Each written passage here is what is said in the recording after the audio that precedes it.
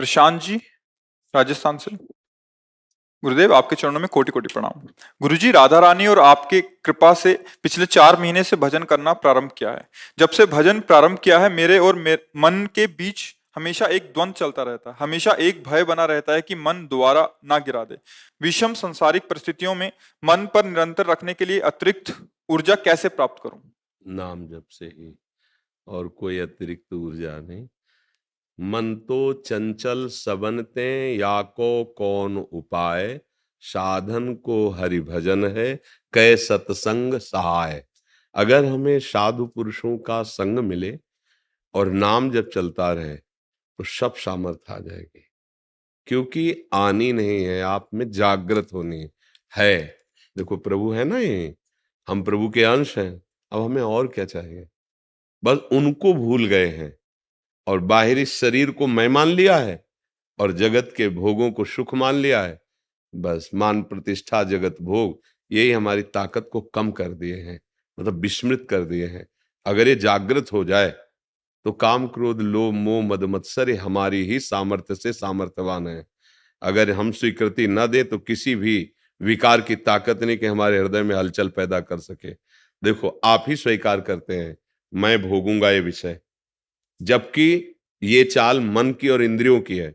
आप भूल से उसे मैं मान लिए, अब आपको हारना होगा, अब आपको परास्त होना होगा, क्योंकि आपकी स्वीकृति होगी मैं भोगूंगा। अगर आप ये ध्यान रखें कि ये इंद्रिय और मन का विषय है, मेरा नहीं, और धर्म विरुद्ध मैं इन्हें भोगने नहीं दूंगा, क्योंकि मेरा शासन है इनके ऊपर, और हमारे ऊपर शासन मेरे गुरु का, गुरुवाणी का, भगवत शास्त्रों का है, इसलिए ऐसा नहीं होगा। एक बार लड़के देखो, नहीं नहीं नहीं नहीं, बहुत जलन पैदा करेगा वो मन व्यथित, नहीं, फिर नहीं गिर पाओगे। पर ये तभी हो सकता है जब नाम बल प्रकाशित हो और गुरुजनों के चरणों का आश्रय हो। अगर नाम भी जप रहे हो, अहंकार भी कर रहे हैं, तो भी नहीं कर पाएंगे। इसीलिए सदगुरु चरण आश्रय लिया जाता है संत महात्माओं का, कि आपके वचन से, आपकी कृपा से, क्योंकि ये जो अहंकार है ये वहीं गलित होता है। तिनकी संगति रहत जाति कुल मद सब नंशय। जब तक हमारे हृदय में कोई भी अहंकार रहेगा, तब तक हम विकारों को दबा नहीं पाएंगे। अहंकार के महल में ही ये सारे विकार सुरक्षित रहते हैं, इसीलिए हमारा प्रहार हो नहीं पाता और हम पर प्रहार कर देते हैं।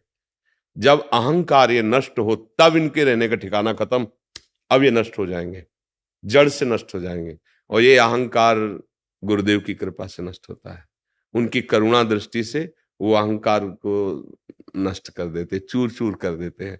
सच्ची मानिए, बड़ी बड़ी साधना करने पर भी अहंकार पुष्ट होता रहता है।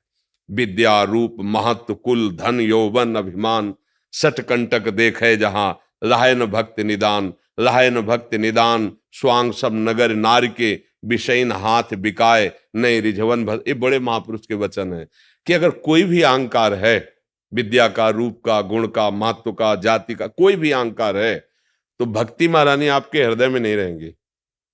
स्वांग रहेगा भक्ति का, और वो स्वांग विषयी पुरुषों, धनी पुरुषों को रिझाने के लिए होगा, ना कि श्री हरि को। भरतार माने होता है हरि। जैसे वैश्या श्रृंगार करती विषयी पुरुषों को आकर्षित करने के लिए, ऐसे भक्ति का स्वांग होगा तुम्हारा धन मान प्रतिष्ठा के लिए, ना कि हरि के रिझाने के लिए। विषयीन हाथ बिकाए नहीं रिझवन भतार के। भरतार कहते हैं प्रीतम पति हरि को।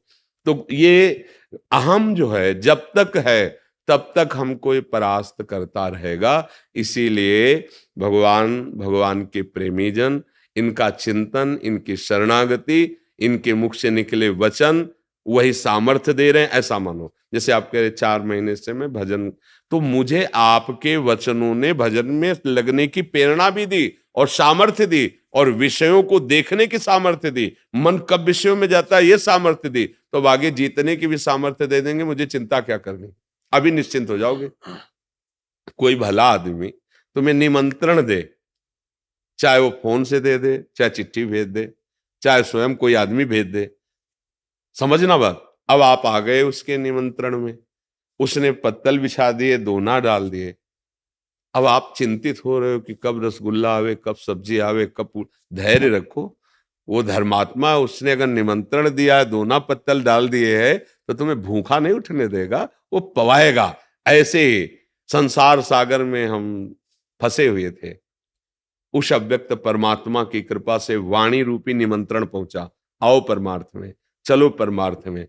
अब दोना पत्तल भी बिछ गए, ये नहीं करना चाहिए, ये करना चाहिए, ऐसे करने से परमानंद मिलता है, ऐसे करने से दुर्गति होती है, दोना पत्तल बिछ गए। अब परमानंद का भोग भी वो पवा देगा, हमें बिल्कुल निश्चिंत रहना है। करो सदा तिनके रखवारी, जिम बालक राखे महतारी। पर हमें थोड़ा युद्ध करना होगा। ना ना ना, व्यतिरेक नहीं नहीं, ये शास्त्र विरुद्ध है, गुरु की आज्ञा के विरुद्ध है। तू चाहे जलाए नहीं, मार भी दे मुझे, तो मैं ये नहीं करूंगा। बस जीत गए, बस यही जीत गए। वो तुम्हारी सामर्थ्य से सामर्थ्यवान है, तुम्हें मार नहीं सकता, तुम्हें जला नहीं सकता। तुम जब तक दस्तखत नहीं करोगे, कोई भी विकार तुम्हारे हृदय को परास्त नहीं, क्षुब्ध करेगा, परास्त नहीं कर सकता। ये बात समझना है। नाम का बल और विवेक दो इस संसार समुद्र से पार कर देंगे। होए विवेक मोह भ्रम भागा, तब सब विषय विलास विरागा। और नाम जब ऐसी सामर्थ्य है कि किसी भी विकार की ऐसी जोर की टक्कर नहीं होगी कि आप गिर जाओ। सहने की सामर्थ्य, सहत सहत बाढ़े भगत गृह तन गुरु हितगार। ऐसा नहीं है, आप में बहुत सामर्थ्य है, बस उसको जागृत कीजिए और चिंता मत कीजिए। समझ रहे हैं आप? कोई संशय? जी।